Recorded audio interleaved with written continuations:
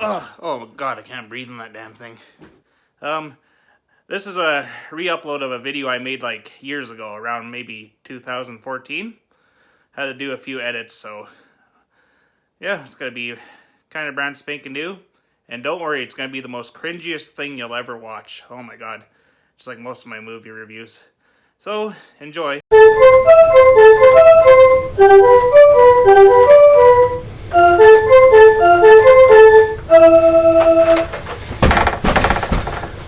Life is a lot like wrestling. You can go toe-to-toe for the heavyweight title, or you can just squat in the cheap seats with all the brats and the grannies. So, I decided to take on one of the most notorious movies ever made.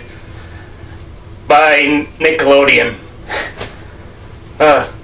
Seriously, don't quote me on this, but I was informed it was banned from TV by parents saying it was too scary for their children. Soccer moms, eh?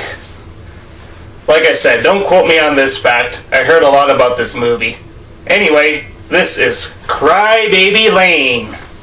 Crybaby Lane has a bit of a creepy start to begin with. It starts off as a narrated tale voiced by Frank Lagoda about a local farmer whose wife gave birth to conjoined twins, one being good-natured, while the other was clearly evil.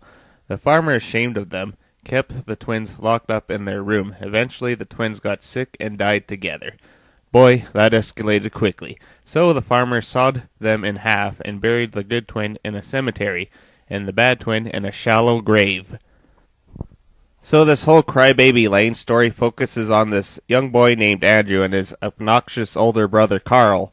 The two of them get intrigued about the whole dead conjoined twins tale, told to them by Mr. Bennett, aka Frank Lagola, because kids have nothing better to do but hang around funeral homes. And while Mr. Bennett has one outlandish career, he owns a funeral home and a taxidermy shop. Yikes! As creepy as that origin story is to this film, it won't be what you think. You might be thinking, hey, it might be like that one Simpsons Halloween special about Bart Simpson's evil twin Hugo. Or it'll be like that horror movie Basket Case. Stop right there. You're way off. You wish it would be like any of those conjoined twin stories, but sadly, no. It's just about some kid in awful makeup trying to be malicious and scary. For fuck's sakes, Nickelodeon. Seriously, look at him. I'll just spoil what the monster looks like right now in this movie. Does he really look all that threatening? Oh my god, he might scratch my arm with his long nails. And his supernatural powers? We'll get to that one in a bit. Anyway, you know, I have never had an older brother when growing up, but is it common for older siblings to sit by and watch their younger brothers have a shower? Well, that's just fucking awkward. Another thing I wanted to point out, Carl's a big wrestling fan. Let's hope Vince McMahon doesn't see that Undertaker poster, or else he might sue the makers of this film for copyright infringement. Life is like wrestling.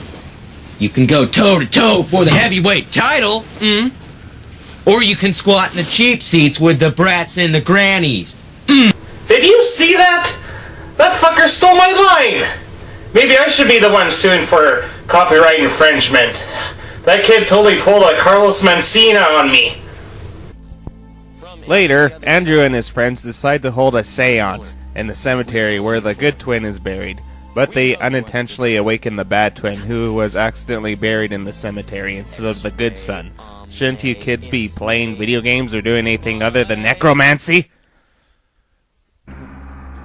Gradually, the bad twin possesses nearly everyone in town with glowing worms, and you can tell who the possessed ones are. They be the ones with glowing eyes, just like this dog, with its glowing eyes of death. Meh, still not as scary as that fucking dog from Goosebumps. Seriously, that dog scared the crap out of me when I was younger. Still kinda scares me today. Like, look at that thing. What sick bastard came up with the idea of having this freaking canine's eyes just glow hellish yellow? So the dog ends up chasing Mr. Bennett and his co-worker, and believe me, this is the only scary part of the film, I think. The two end up escaping the killer dog. Later on, Andrew and his brother sneak out of the house to go bike riding. We see Andrew and his brother riding their bikes down a road, fucking cyclists, and Carl decides to give Andrew some advice Be bold. on how to be a man. Be fearless. Be the man. I'm the man. Louder. I'm the man. I'm the man. Come on. I'm the man. I'm the man. I'm the man. But to be the man, you gotta beat the man, and I'm saying, woo! Yes, getting advice about masculinity from a kid who plays with wrestling figures. Damn right, real men play with toys. I will bury this review. Oh, meow there, Mr. Sourpuss. Later on, the brothers go into a barn. Andrew slips in cow shit, and Carl makes him take his clothes off on the count his clothes are covered in cow crap. You know, is the director of this film a pedophile or something? Like, seriously, he always has this kid wearing barely any clothes during this film. Also has the poor kid exposing his pubescent boy chest in most scenes. Like in this scene where he gets pelted by corn from a bunch of possessed girls. And not only that, but the director also makes him get chased by a bull. And pretty much makes him streak in his undies for like a few minutes or so. This has pedophilia written all over it. Like, who directed this fucking movie? Victor Salva?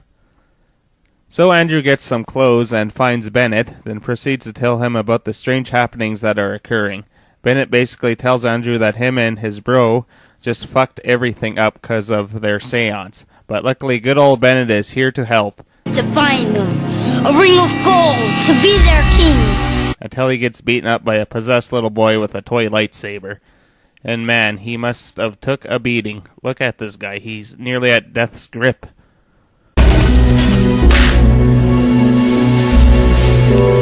In the cemetery, at your little seance, did you cut any plants? No. Do you want to think about that for a split second? Carl, he pulled up some vine to hide his Walkman. It was part of the joke. That's it. That's what it is. And get this, the whole reason this evil twin entity is terrorizing everyone is because they pulled a fucking weed out from his grave during their seance. Really? Oh, okay. And it turns out Bennett sucks at his job as a funeral director. He tells Andrew he was the one who mistakenly put the evil twin in the cemetery. So it is up to Andrew to save his town from becoming another Children of the Corn sequel. Godspeed, Andrew. So Andrew needs to cut a route to diminish this evil twin. Anyhow, Andrew and Bennett's creepy assistant Kenneth drive to Crybaby Lane, but on their travels they get chased by a squad car with a possessed police officer inside. They manage to outrun him and end up finding Crybaby Lane. Kenneth and Andrew split on the count of them nearly getting killed by a concubine. Andrew winds up getting cornered by a group of possessed girls. We're bored. Yeah. We want to play a game. Kiss me, Andrew. What? I want you to kiss me. Don't you like me? Oh, hell no! I'll just mention this subplot since I suck at following context in my reviews. Andrew has this crush on this one girl named Kathy throughout the movie, so I guess the evil twin uses this as an advantage, but Andrew gets wise, and they start to gang up on Andrew. Andrew should have just pulled a Captain Kirk on these bitches. But no. Out of nowhere, this huge fucking monster of a girl starts roughhousing Andrew. I don't think Captain Kirk could even knock out this bitch.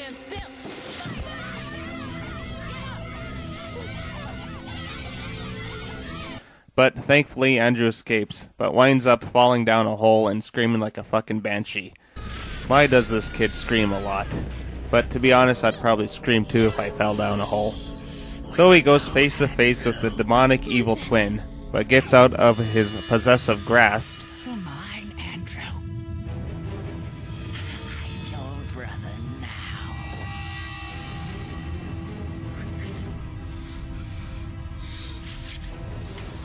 And rips the root of immortality out of the good twin's skeleton.